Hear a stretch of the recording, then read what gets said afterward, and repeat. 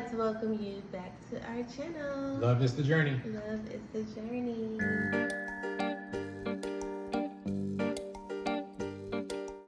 So wrapping things not up, but I guess putting it back into perspective, we're on part 2 here of talking about issues in relationships.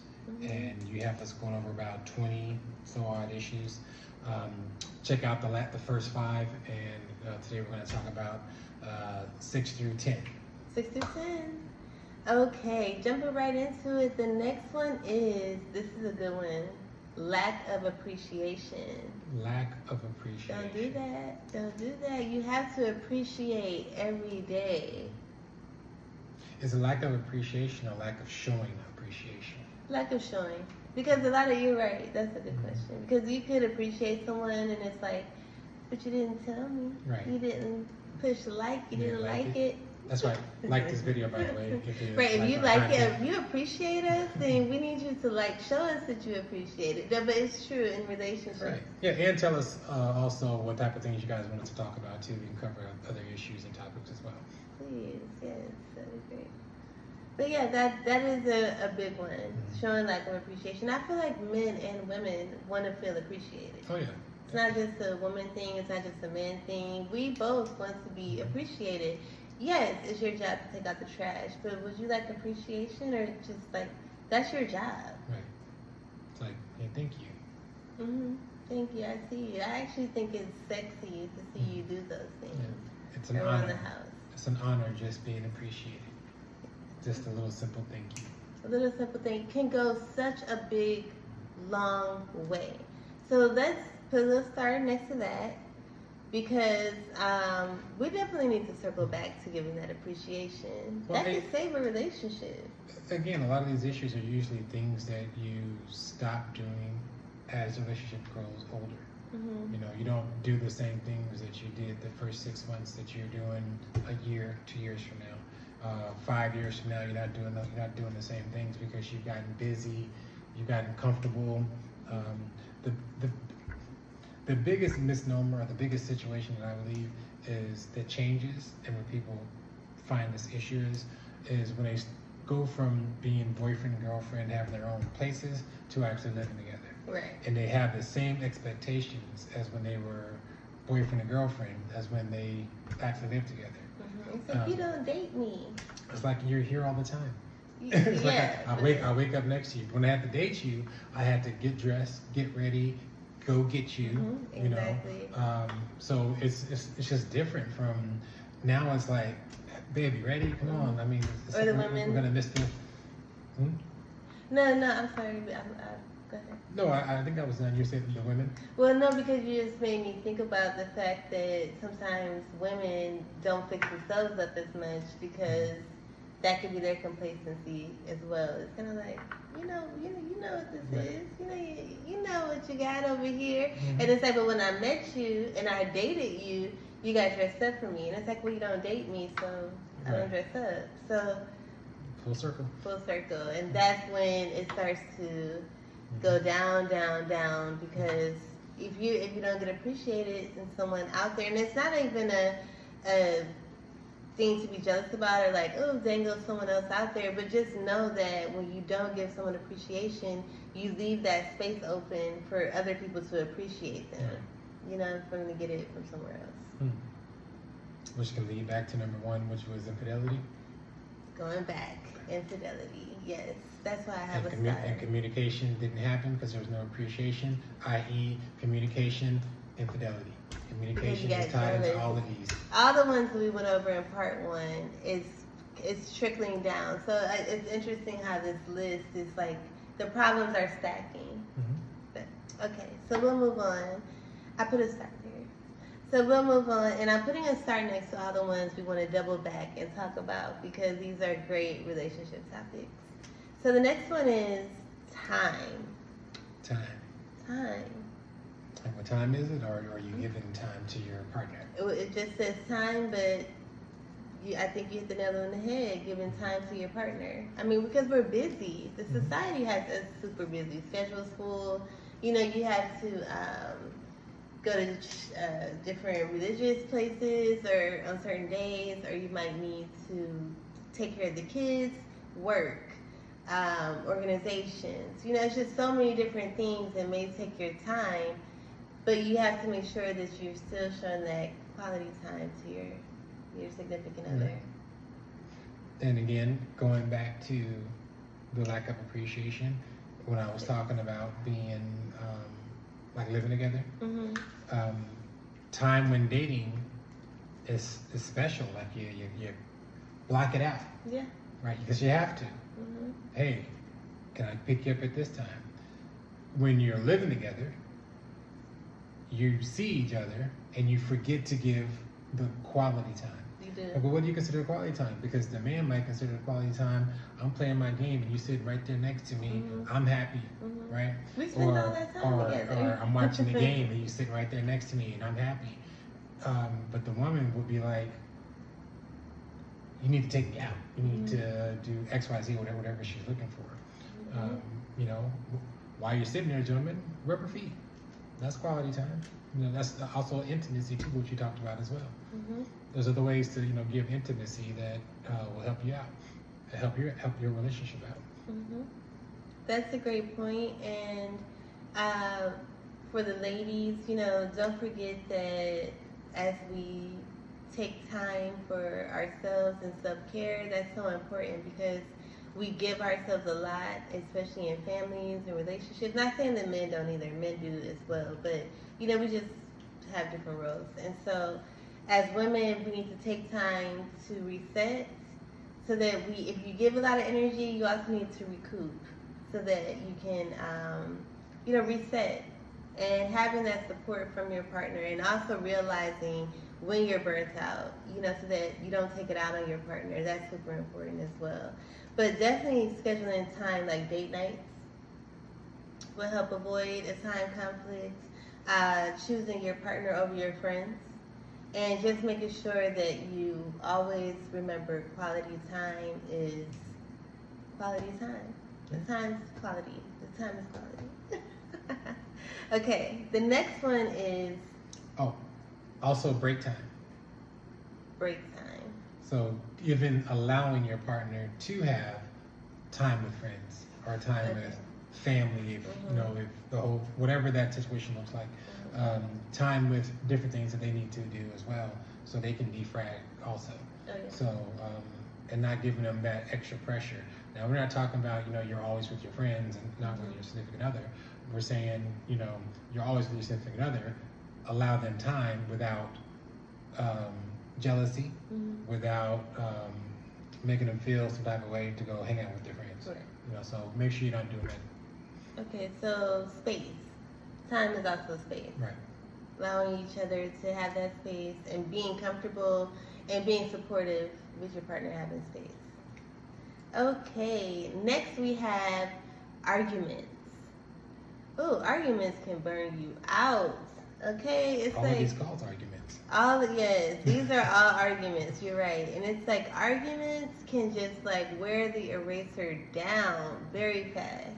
You know, just like up, and then it's, a lot of times in arguments you're saying mean things in the argument, or you're making mean accusations that you can't take back. Watch your words. Watch your words to your partner. You have to. Yeah. We have rules. We have rules. We Yeah. have rules. No name calling, no matter how mad you are. Never. Yeah. Well, I'm gonna go ahead. I was just. I was just like never.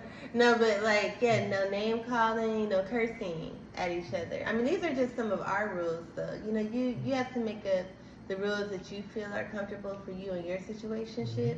But just having those rules in place, these are just like our no-goes. Right. We don't do that. You know, you could be angry, you could be upset, you can go off and have space. But these are things that are like, no, you cannot cross that boundary. Yeah, and try your best to never, you might hear it like go to bed angry, but you really shouldn't go to sleep still angry. A lot of times the issue might be so big in your mind that you're like, we just can't get over this situation, can't get over this issue. But I believe in any issue, ask yourself, are you saying the same thing over and over again? And have you done anything to help the situation evolve or change? So if I'm mad at you for something and we're having the same argument over and over again because I'm mad that you keep doing X, Y, Z.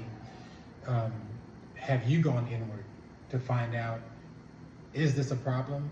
Is it just my problem? Is it his problem? Mm-hmm. Am I making it his problem or her problem, however that is? You have to go inward sometimes too to figure out, you know, why are you have an issue with what they're doing? Because evidently it's not an issue to them, you know. And I'm not talking about infidelity or things like that. It could be a number of things that just kind of, you know, poke you. Yeah, and to your point, but I want to say right here on this show that one of the journeys of love is that you don't have to argue on this journey. You don't have to argue. It takes two people to argue, first of all, and that's really true. But it's like, to communicate, you can communicate effectively without arguing. You can get your point across, you can express your emotions, you can be upset, you can be disappointed, frustrated, but you don't have to argue about it, you know? And it's great to have a partnership because maybe, you know, if one person's upset, the other person can be calming. And that's really what you want in a relationship, is that yin and yang, that balance, to where if I'm angry, you're not gonna fuel my fire. You know, you're gonna be calm, and, you know, it's like, it calms me down. It's like, okay, you know, how can I even be upset when you're just staying calm? And, you know, if you're upset and it's like, okay, you know, I'm just gonna let you get it out or express yourself and remain calm, it helps the situation diffuse. A lot of arguments are there. It's rare, if you're in a healthy relationship, that you come through the door yelling, or you come in, you know, torches ablazing. It's normally a question or a statement that you are disgruntled by, or that I'm disgruntled, or whoever that you're disgruntled by, and you want some actions or apologies, or you're looking for something to be different, for this situation not to continue. And the way you approach that situation is one thing, and then the way your partner receives it is another thing. And there might be a little back and forth here and there, might be a couple apologies even, but the resolution isn't there yet. Right? The other person doesn't feel fulfilled, so they continue to layer the situation to give you more examples. But what can happen is those extra examples just make the other person now get on the defensive. Because now they're like, okay, you're hitting me with this and this and this. Now there's 3 times. Now I do it all the time. Now I'm defensive. Now I'm lashing back out. Now there's an argument, right? So you have to be careful with these things. When you want your point to be made, like I said, seek first to understand, then to be understood. Come from a place of love. Come from a place of respect. Even though you've been triggered, don't allow your trigger to trigger your partner. That's a good point. Don't allow your trigger to trigger your partner. And the bottom line to me with the argument, and I want to thank you for teaching me in a relationship you don't have to argue. You know, you've taught me that. But the biggest thing you should ask yourself, especially the married people out there who committed to having this, or the life partners out there, if you're gonna be life partners, can you move past it? Like, how do you move forward from the argument? Or like you would ask, like, well, what do you want from this argument, or this conversation, or this topic? And you have to like sit with yourself and think about it, because if we're gonna be together for life, we're life partners. I have to watch how I talk to you. I have to watch how I address you, because this is for life. So it's like, I don't want you holding any resentments in me from how I'm talking to you or disrespecting you.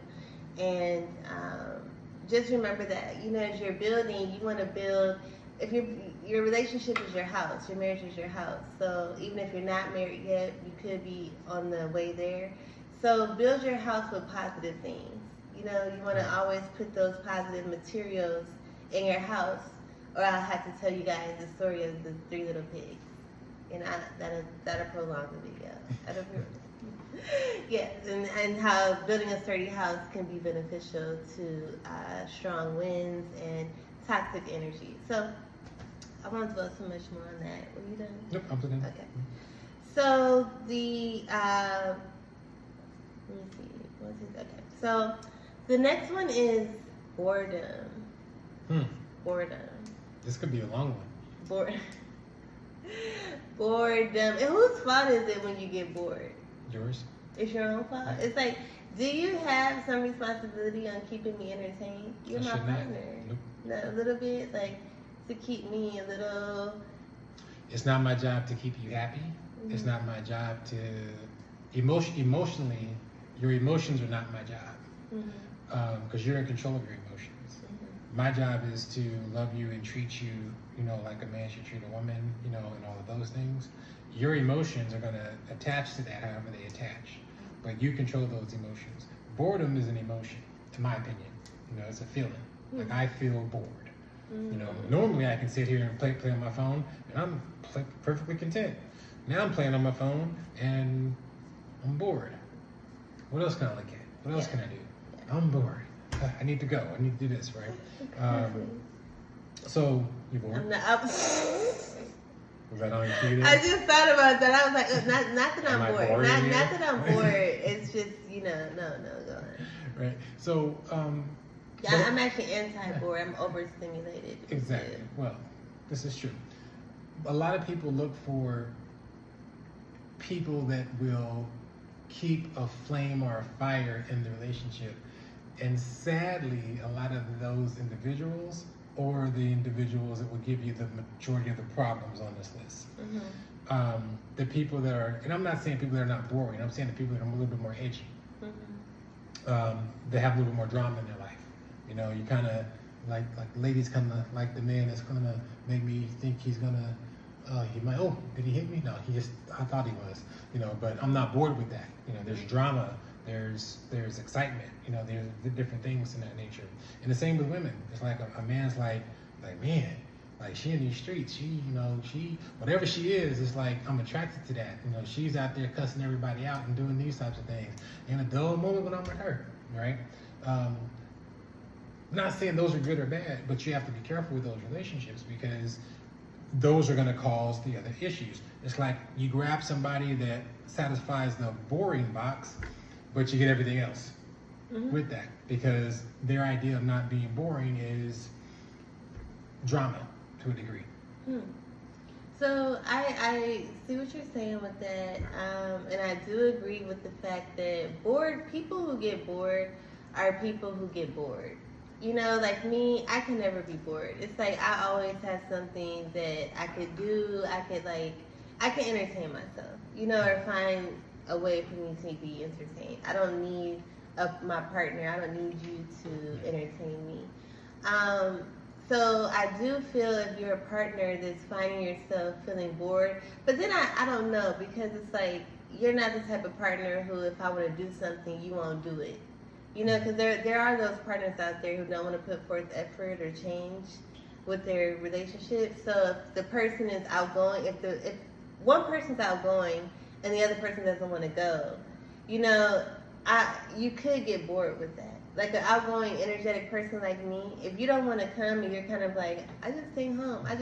It's only too much of you wanting to stay home where I'm gonna go fly off somewhere because it's like you're not coming with me. You know what I'm saying? You're just like choosing to stay behind and allowing me to go by myself. And so I just feel like that can kind of cause some separation in a relationship when you're not trying to keep your partner just What's number 5 say right here? communication. Oh. Back to communication.